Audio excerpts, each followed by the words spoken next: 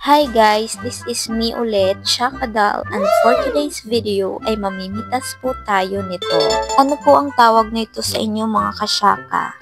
Kasi sa aming mga waray, ito po ay bangaray. Sabi naman ni Google, ito daw po ay inyam or binayuyo. Ang mga puno naman daw nito ay kadalasan na makikita sa mga dalampasigan or tabing dagat. So let's go na mga person at ready na kami ulit maglakad-lakad. Kanina pa nga ako nagmamaganda dyan. Sana napansin nyo. Sila nga po ulit ang kasama ko. Yung mga kasama ko dati mamitas ng bayabas. Ang mga batang ligwak sa prutas. Same day lang po namin ginawa ang videong to. Kaya wag po kayong magtaka kung bakit ganun pa rin ang outfit ko. O diba, feel na feel parang madam lang ang terada. Akala mo naman sariling lupain ang binabagtas. Pag nakita ka ng may-ari, magtago ka na. Joke lang, nagpaalam po kami sa mga puno. So ayan na nga po ang place, dito na po kami mag-harvest. Wow, harvest daw oh. Iba po kami mag-adventure guys, kasi pati mga aso kasama namin. Tapos, pictorial muna bago pitas. O diba, ang dami-dami namin, wala namang ginagawa. Pero real talk lang guys, nakaka-fresh dito. Napakasarap talaga sa mata makakita ng mga puno. Siguro dati unggoy ako.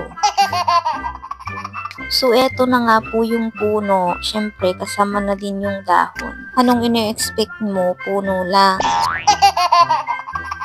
Ito po yung puno ng bangray. Ito nga po yung itsura niya. Ayan po. Yan po yung hilaw. Ang hinog po nito ay pula or itim. Kung may ibang tawag po nito sa inyo, please let me know sa comment section. Ayan, pipitas po tayo. Ito po yung medyo hinog na po siya. Yung hinog naman po nito is itim yung kulay. May mga puno ng bangray na matataas din. Katulad ng kapitbahay yung mapagmataas. Ayan po siya, nakakain na din po yan kahit hilaw. May mga mabababa namang puno ng bangray, ayan din. Ayan oh, hindi lang to basta-basta prutas sa mga batang 90s. Ginagawa din namin tong bala sa sumpit. Tao po yan guys, hindi po yan duwende. Mukha lang po yung duwende, duwending maganda, charot. Pahinga muna tayo. Maski nga aso napapagod eh. Ako pa kayang maligno. Tao pala. Oh, dilit ka. Inalag. Ito na yun naram ano yan. Tapos bisan din na yun ako.